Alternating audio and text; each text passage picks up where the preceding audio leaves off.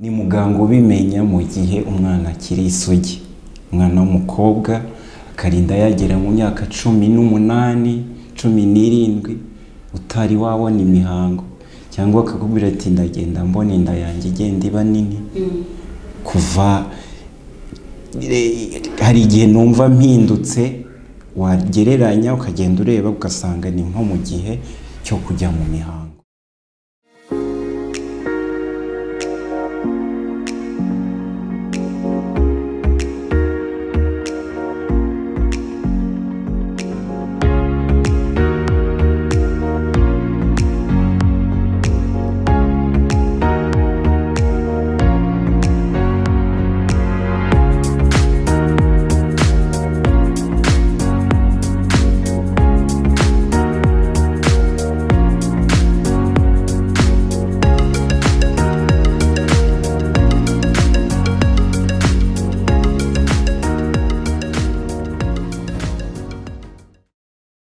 Nitwa Dr Butoyi Alphonse, nkaba ndi umugynécologue obstétricien, mbese nitaho ubuzima bw'umugore n'umukobwa muri rusange. Koze cyane Dr. dutangira ikiganiro cyacu, turagira ngo utangire utubwire ese imyaka umukobwa atangira kuboneraho imihango ni iyihe, kuki hari abatinda kuyibona abandi bakayibona kare, biterwa n'iki?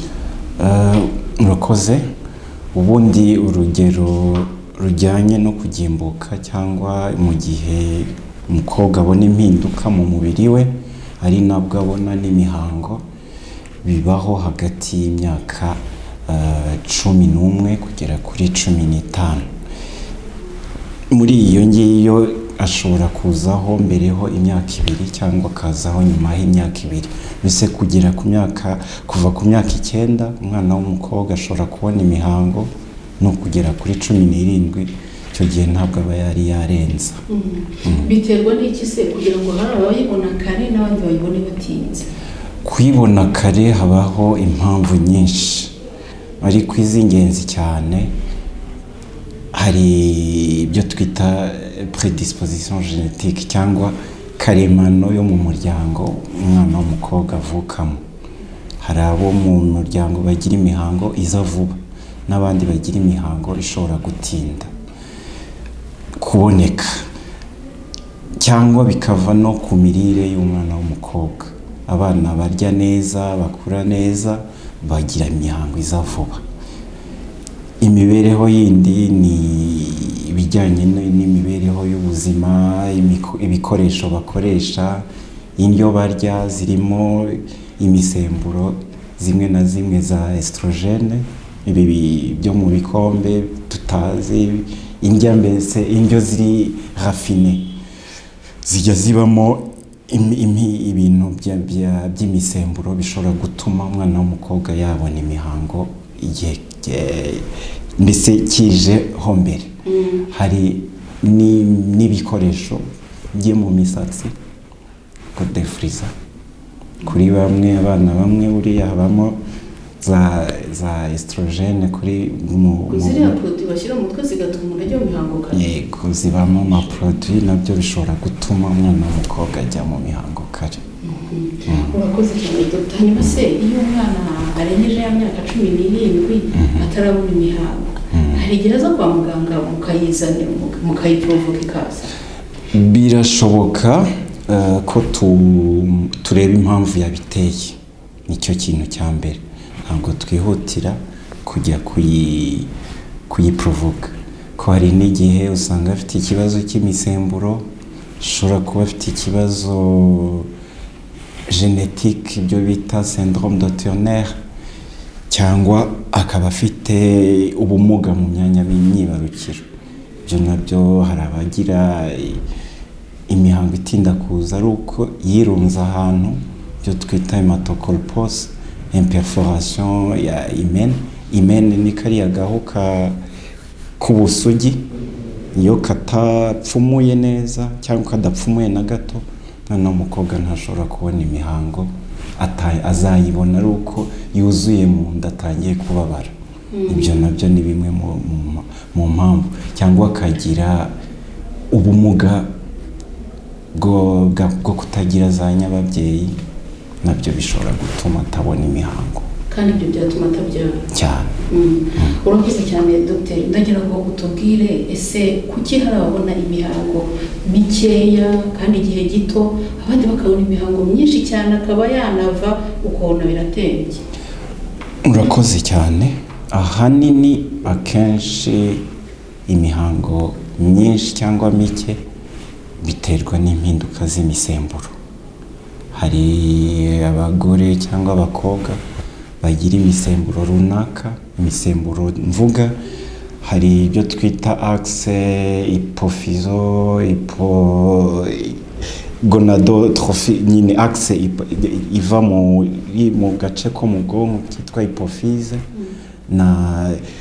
no muri ovaire.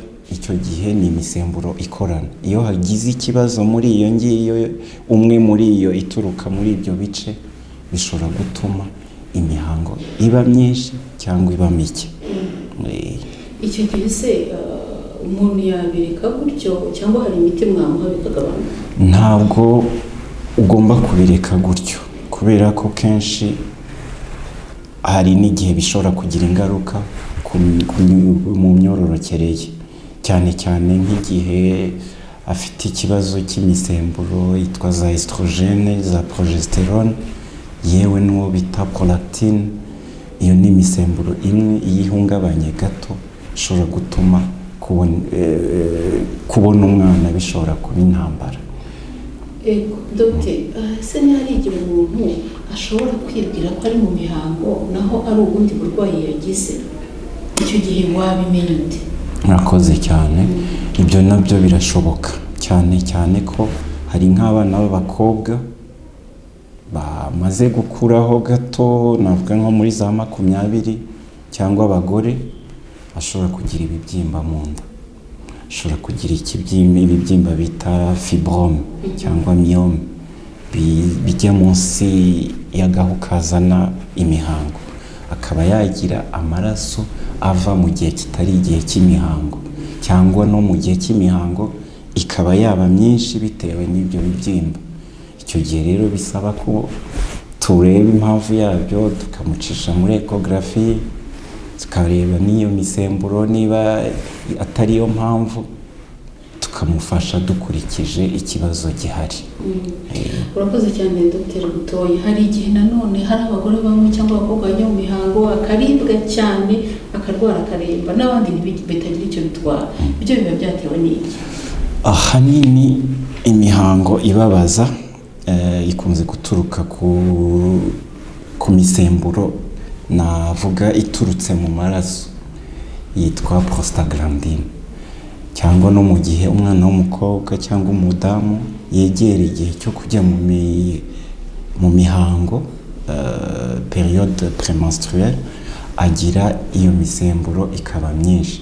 Ibaye myinshi niyo misemburo y'ububabare ubundi mu mubiri wacu, yaba ku bagabo yaba no ku bagore. Iyo ibaye myinshi rero ituma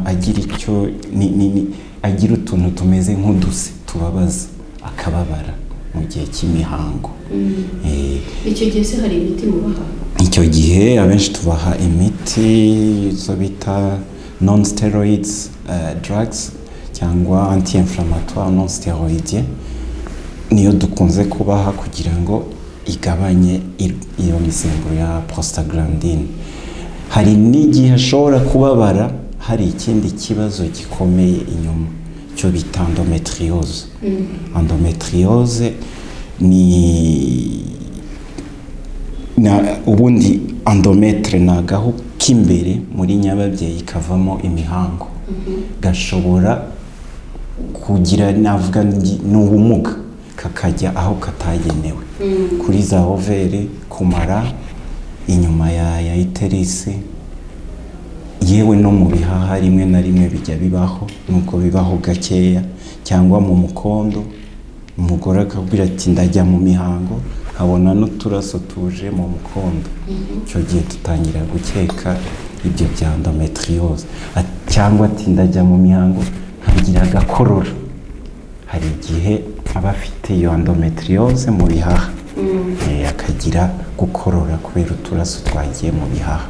murabivura?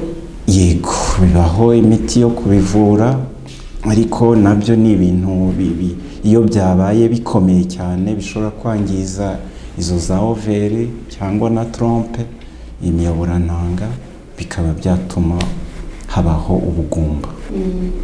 Dr.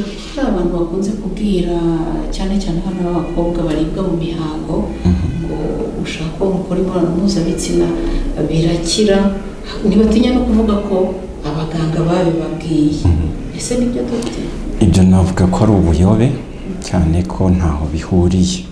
Kubonana n'umugabo uri mu mihango cyangwa ubabara ntabwo ari cyo gituma uvura.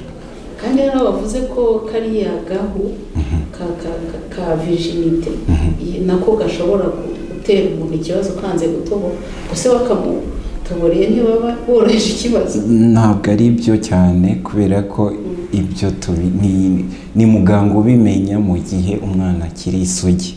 Umwana w'umukobwa akarinda yagera mu myaka 18, 17 utari wabona imihango, cyangwa akakubwira ati ndagenda mbona inda yanjye igenda iba nini. Kuva hari igihe numva mpindutse, wagereranya ukagenda ureba ugasanga ni nko mu gihe cyo kujya mu mihango. Iyo dukoze ekogarafi yonyine irabikwereka, iyo nakoze n'ikizamini urareba ugasanga umwana afite imeni cyangwa kariya gahu k'ubusugi kadapfumuye. Icyo gihe bisaba gusa nk'umuganga kugafungura ayo maraso agasohoka. Dr. hari abantu bavuga ko bafite ukwezi kugufi cyane, akaba yajya mu mihango kabiri mu kwezi nyuma y'icyumweru. Ndagira ngo mbwire igihe kigufi kingana iki, kirekire kingana iki, n'iryari umuntu yabona ko ari ikibazo? Murakoze cyane. Ubundi ukwezi k'umukobwa tuvuga ko standard cyangwa uburyo abenshi bahurizaho ni iminsi 28. Ubaze guhera ku munsi wa mbere w'imihango, igihe waboneye imihango kugeza ubonye indi mihango, hagati y'iyo minsi ni iminsi 28. Iyemewe nubwo benshi batagira ihuza ni 21 kugeza kuri 35. Iyo agiye hejuru ukwezi kuba kwabaye kurekure. Yagiye hejuru ya 35, yagiye munsi ya 21 haba hari ikibazo nabwo. Nibwo navuga ko bamwe bagati njya mu kwezi kabiri, ariko hari n'ushobora kujya mu kwezi wabara iyo minsi ugasangira agira nko muri 21. Icyo gihe uramuhumuriza ukamubwira ko atari ikintu kidasanzwe. Bivuze ngo umuntu abara iminsi yo nk'uko bivuze akabona ari munsi ya 21 cyangwa ararenga 35 yaza kwa muganga cyane. Urakoze cyane Dr. Ndagira ngo umbwire ese ko iyo umuntu agiye mu mihango hari igihe agira ibibazo harimo no kumeneka umutwe, kugira agaseseme, bihuriye? Urakoze. Ako gaseseme n'ibyo byo kurwara umutwe ahanini ni kwa kuzamuka kw'imisemburo ya prostaglandine mu mubiri wawe. Prostaglandine nababwiye ko ari imisemburo y'ububabare. Abenshi nk'abariya bo banagira n'iseseme akanababara mu nda kenshi. Ahanini igice cyabo kinini tugishakira mu bafite umugana avuga bwa endometriose, ari nabyo ahanini gikunze gutuma abagore bamwe bababara cyane mu mihango, bakaruka bagasiba n'akazi yewe. Ariko ikindi gice kinini nacyo navuga ko ari prostaglandine zonyine ziba zabaye nyinshi. Dusoza ikiganiro cyacu, hari abantu bafata imihango navuga nk'ibintu bamenyereye mu buzima bwabo, bityo ntibamenye n'uburyo bwo gukora isuku. Ese umuntu uri mu muhango yahindura pade kangahe? Iyo adakoze isuku neza n'izihe ngaruka? Murakoze.